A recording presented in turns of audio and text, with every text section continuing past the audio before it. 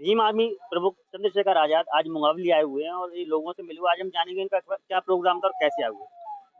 देखिए, विदिशा में हमारे जिलाध्यक्ष से चरण सिंह 2 महीने पहले उनकी हत्या हुई। मैं उनके परिवार से मिलने गया था, उनका दुख बांटने।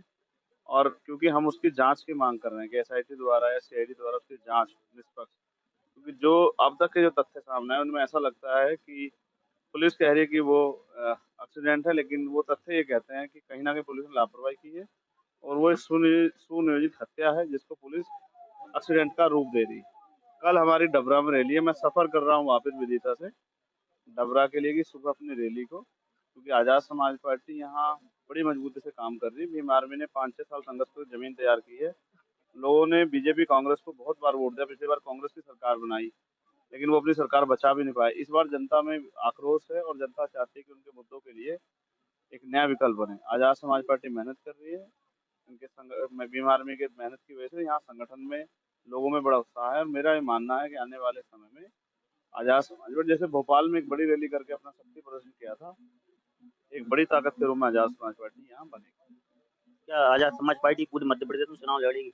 ये पार्टी का फैसला है, लेकिन हमारे क्योंकि हमारा बेस वोट सब जगह पे है, तो पूरी जितने भी विधानसभा सीटें हैं उन सब सीटों पे हमारा काम चल रहा है और बाकी फैसला पार्टी का होगा। मैं तो पार्टी के एज ए कार्यकर्ता के रूप में जो आदेश पार्टी मेरे यहाँ लगाएगी, हमारे स्टेट के लीडर्स हैं जिनको एक तय करना है कि उनको चुनाव किस तरह लड़ना है, क्योंकि हमने प्रयास किया है कि जो ओबीसी मोर्चे के संगठन हैं, जो आदिवासी संगठन है, हमारे जो माइनॉरिटी के संगठन हैं, जो संविधान को मानने वाले संगठन, उन संगठनों को साथ लेके एक मोर्चा बना के लड़ा जाए, जिससे कि बड़े पैमाने पे वोट इकट्ठा किया जाए, उस वोट की ताकत से परिवर्तन किया जाए। जो आपके विधायक आते हैं जो जीतते, किस पार्टी को समर्थन देंगे अगर जरूरत पड़ती क्यों देंगे समर्थन?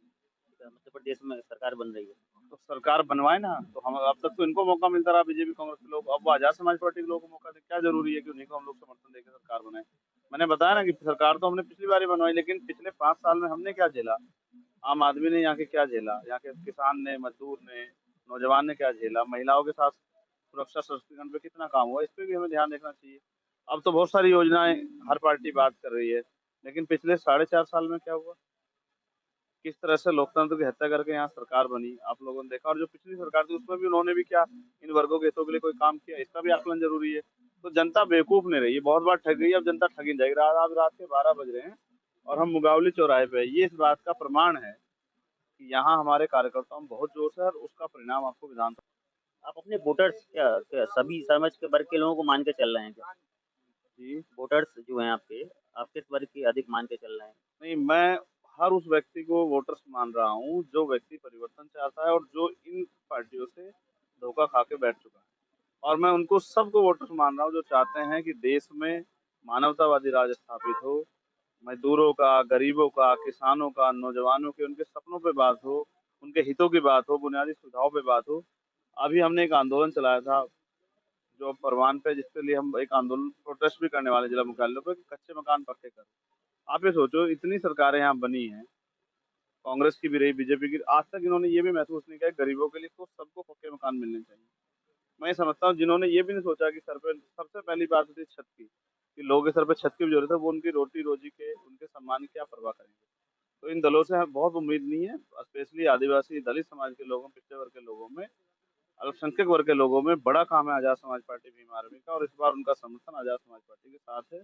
आने वाले कल में आप देखना, हम छोटे छोटे साधनों से बड़े बड़े जब रैली यहाँ करेंगे तो आपको एहसास होगा कि जनता परिवर्तन चाहती आखिरी सवाल, नरेंद्र मोदी सरकार के 9 वर्ष हो गए हैं, क्या कुछ उपलब्धि दिखती है आपको? है। जो जंगल राज है उसका आप अपने आप देखिए, अभी जो उड़ीसा इसका सबसे बड़ा उदाहरण है कि प्रधानमंत्री जी और उनके और अन्य मंत्री, रेल मंत्री, बड़ी सुंदर सुंदर ट्रेनों में फोटो खिंचवाते हैं और वो कवच सिस्टम के बारे में बात कर रहे थे। ये कवच सिस्टम अभी हमने उड़ीसा में देखा कि कितने लोगों की जान गई। सवाल करोगे तो वो कहेंगे कि लाशों पे राजनीति करें, लेकिन सच ये है कि प्रधानमंत्री को जवाब देना चाहिए। पहले भी घटनाएं हुई हैं, लोगों ने जिम्मेदारी ली है, क्यों नहीं उन्होंने अब तक जो है, जो अश्विनी वैष्णव जी हैं जो रेल मंत्री, उन्होंने इस्तीफा क्यों नहीं दिया अभी तक? क्यों प्रधानमंत्री ने सवाल नहीं खड़ा किया? चले तो गए थे, लेकिन क्या जिन लोगों के परिवार के अब तक भी डेड बॉडियां नहीं मिली है उनको क्या जवाब देंगे प्रधानमंत्री? कहाँ है सुरक्षा कवच? कहाँ है वो बुलेट ट्रेन जहाँ लोगों के पास, आपने उससे पहली वीडियोस की एक जारी हुई है, जानवरों की तरह भरे हुए हैं लोग। ये है वास्तविक सच। हम चांद पे जाने की बात कर रहे हैं, लेकिन आज भी लोगों पे पीने के लिए अच्छा पानी, पहनने के लिए अच्छे कपड़े, खाने के लिए अच्छा भोजन नहीं है भारत में।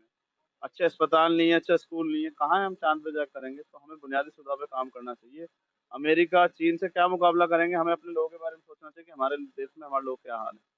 तो सरकारें हवा में काम कर रही हैं, इसका परिणाम ये है कि अगर मोदी सरकार के 9 साल जानने हैं, तो आप बेरोज़गारी की दर देख लीजिए, महँगाई की दर देख लीजिए, रुपया डॉलर के मुकाबले कहाँ चला गया ये देख लीजिए। दुनिया में भुखमरी में के जो हंगर इंडेक्स है उसमें हम कहाँ हैं ये आप देख लीजिए। और जिस तरह से जो तमाम दावे हुए थे कि बहुत बड़े जो है इंडस्ट्रियल लोग यहाँ आएँगे, बहुत बड़ा जो है यहाँ पे वो व्यापार में हिस्सेदारी करेंगे, कुछ नहीं है, सारा सरकार सिस्टम बर्बाद किया जा रहा है। जितनी भर्ती आती है उसके पेपर लीक हो जाते हैं, घोटाले होते हैं, ये है कड़वा सच इस सरकार। कोई बोल नहीं सकता। अब तो हमारे यहाँ उत्तर प्रदेश में तो कानून का राज ही खत्म हो गया। अब तो हमारे मुख्यमंत्री के तमंचे जो है अब वो लहराते नहीं है, अब तो गोलियां सरेआम कोर्ट में चल रही हैं, पुलिस की मौजूदगी में हत्या हो रही है। तो ये इस बात का परिणाम है कि बीजेपी की जब सरकार जहाँ वहाँ जंगल राज है। जनता अपने हितों के लिए बोलेगी तो मुकदमे होंगे, पत्रकार अपने हितों के लिए बोलेंगे तो मुकदमे होंगे, किसान अपने हितों के लिए बोलेंगे मुकदमे होंगे, नौजवान आएगा, महिलाएं आएंगी, आशा आंगनबाड़ी आएंगी, अगर कोई भी आके अपने हक के लिए बोलेगा तो मुकदमे होंगे। बाकी सब चंगा है। आजाद पार्टी क्या पूरे प्रदेश में के साथ-साथ देश में भी चुनाव लड़ रही है? हाँ, पूरे अभी हम 5 स्टेटों में चुनाव लड़ रहे हैं। राजस्थान में भी, कल मैं राजस्थान था, और छत्तीसगढ़ में भी, मिज़ोरम में भी, हम सभी जगह पे चुनाव लड़ रहे हैं। हमारा संगठन है सभी जगह। हमसे बात करने के लिए बहुत-बहुत धन्यवाद।